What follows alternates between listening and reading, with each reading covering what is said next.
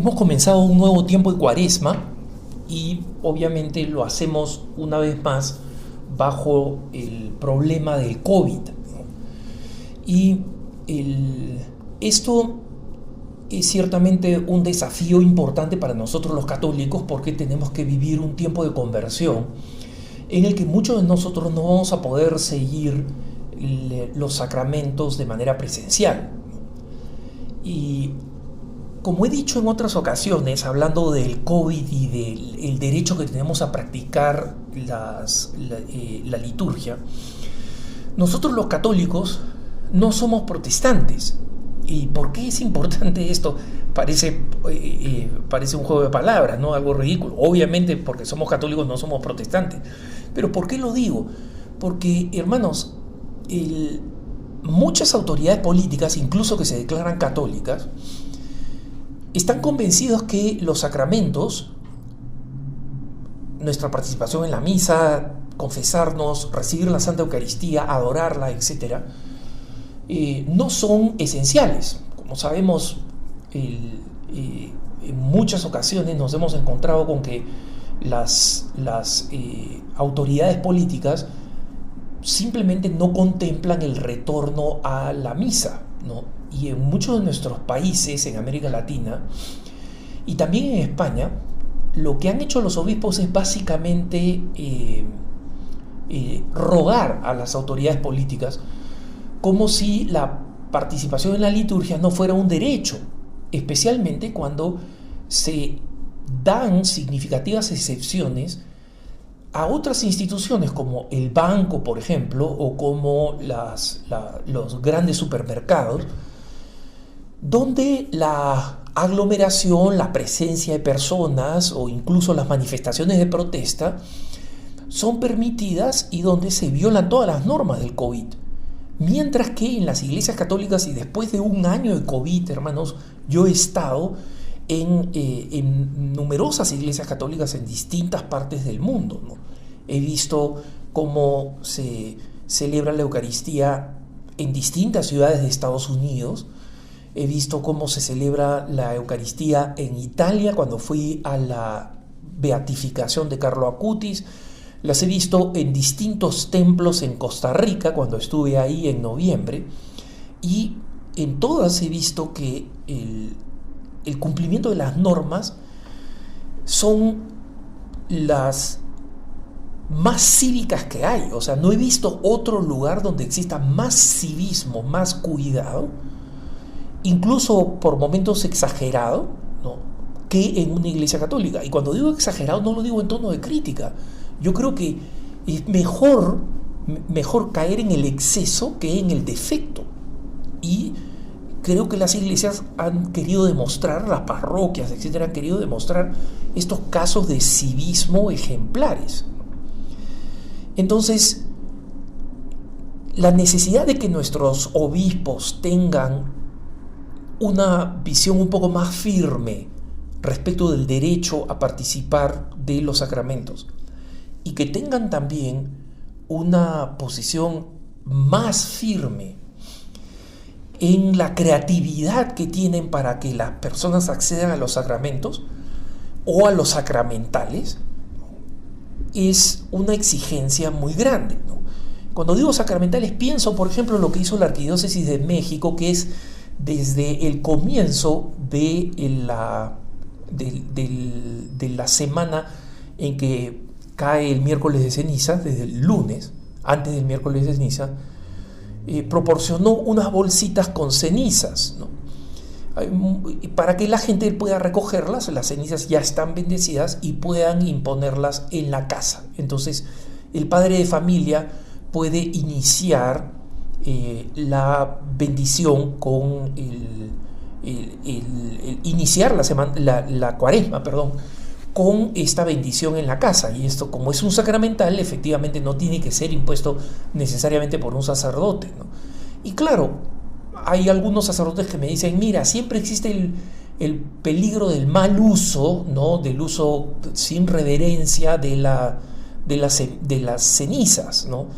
Pero también existe eso con el agua bendita. O sea, hay gente que le pone el agua bendita a su gato porque el gato está enfermo, ¿no?, y cree ese es un buen uso. Entonces siempre hay ese riesgo de abuso y en consecuencia hay una cierta belleza en el hecho de que en la cabeza de la familia imponga las cenizas, ¿no? De repente a alguien se le ocurrirá se le ha ocurrido que lo haga la abuelita, ¿no? Que es, digamos, la matriarca de la familia. Pero el hecho es que el miércoles de ceniza, que no es una fiesta de guardar, o sea que no es obligatoria, es altamente recomendada, pero no es una fiesta de guardar, tiene esta alternativa, por lo menos, donde las personas participan del sacramental.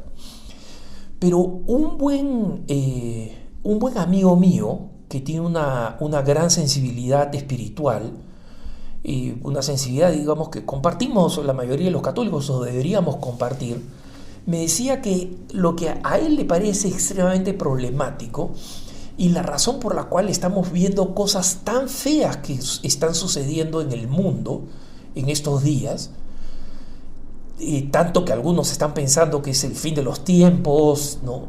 Es porque el mal no está siendo combatido por la cantidad enorme de gracia que genera la participación en los sacramentos.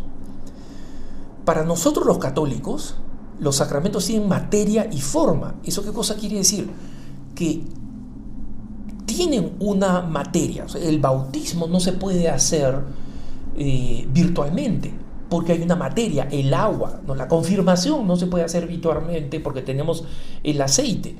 La comunión no se puede hacer virtualmente. Podemos mirar, podemos adorar, pero no existe la presencia física, que es esencial para que el sacramento ocurra, ¿no? Entonces, muchos de estas autoridades políticas que se llaman católicas dicen, bueno, hay que hacerlo virtual. Virtual lo pueden hacer los hermanos protestantes, porque para ellos la importancia de reunirse en comunidad es simplemente esa: se reúnen en comunidad para colectivamente rezarle a Dios, ¿no?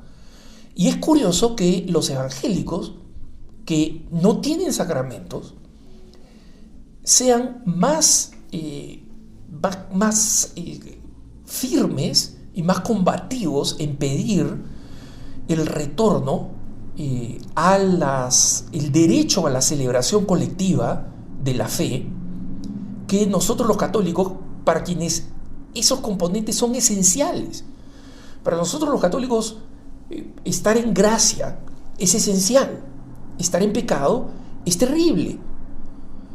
Y como me decía este amigo que me hacía esta observación, me dice, el hecho de que tantísimos católicos, millones de católicos por razón del COVID, no estemos en un estado de gracia más apropiado, porque simplemente no podemos confesarnos con la suficiente frecuencia, porque no podemos recibir la Eucaristía con suficiente frecuencia, porque no podemos recibir esa gracia sacramental que transforma todo y que transforma nuestro alrededor.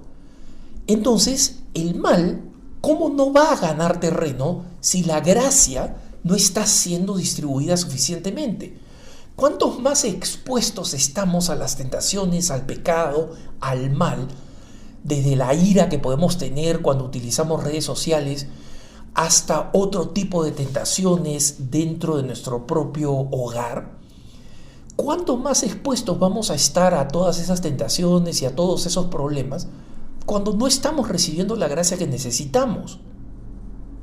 Entonces, este tema, por el bien de nuestras almas, pero también por el bien del mundo, por el bien de la justicia social, por el bien de todas aquellas cosas que requieren transformación en nuestros propios países, necesitamos la gracia.